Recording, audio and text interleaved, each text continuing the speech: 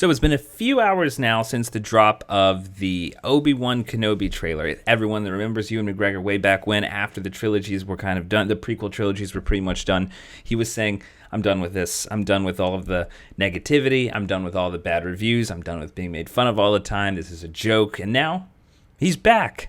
Star Wars has gone through its own renaissance, and obviously it's beloved. Everyone now wants a Star Wars show. So I think maybe the only question attached to this is, do we need this? And this is something that I've talked about on the channel a few times in the wake of everything getting, whether it's a reboot, just spin-off TV shows, multiple never-ending sequels. Is it a good or is it a bad?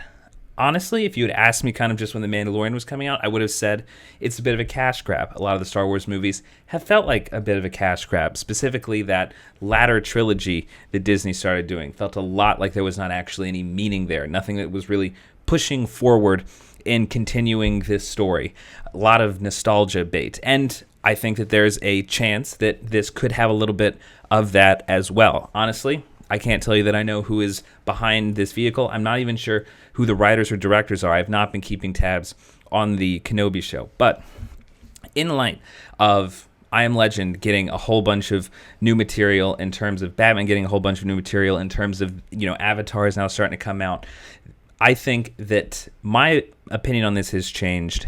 I think that what movies, what TV shows, what these type of epochal stories are doing, probably more for good than bad, is to dive deep into each character, each pivotal, each pillar character of whether it is a movie franchise, whether it is of just a TV show franchise, and pretty much making each section of the universe revolve around understanding more and more and more of what's going on from each one of these characters. And I think that the way of looking at it before, the way of looking at things as just kind of cash grabs, is not going to work, because we have so many different ways to consume content.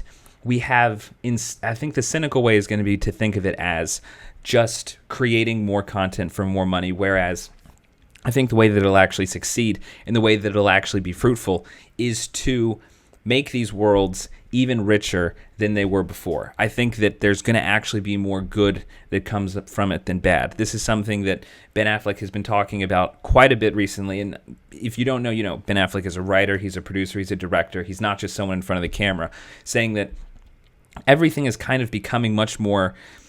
Everything is combining much more. It's not just that you have movies and you have TV shows. Movies almost need to catch up to TV shows to continually tell stories that dig deeper into whether it is plot lines or narratives or characters, because that's what TV is doing so well. So to see that I'm happy that we're getting an older character to dive into. This will really be the first time with Star Wars in particular that it's taking a character from really the beginning of this massive story and seeing how deep they're able to dive into it. I feel like that's why there might be more at stake in terms of Obi-Wan Kenobi than the others that have been coming out before, more of the Mandalorian, the Boba Fett shows. So I'm excited for this one. I had said before that the problem that Disney Plus is having compared to things like HBO Max, compared to things like Netflix, where they are constantly creating new and new stories, new and new worlds.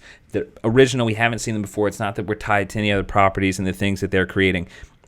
Disney is very good at taking very well-established worlds and then growing them to become even more fantastical. The problem with that, though, is that things like Marvel, things like Star Wars have such a defined base of fans that it is very difficult to expand that out and bring in new people that just don't really care about these stories.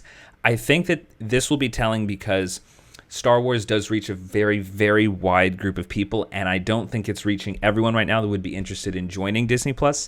It'll be interesting talking about a character like this, someone who reaches all the way back to the very beginning of these stories. Is this going to bring more people to their subscription service? Is it going to grow Disney+? Is this going to change storytelling in terms of long form, digging back into these well-defined worlds? And is it actually going to push this streaming service forward? Because this one, I think, while it's ahead of HBO Max, it's metastasized more so than HBO Max has, while HBO Max continues to grow really, really quickly. Disney Plus has kind of hit a wall over the last 2 quarters or so when it comes to subscribers. So what are your thoughts? Are you excited about this? If you don't have Disney Plus now, is this going to actually convince you to join Disney Plus?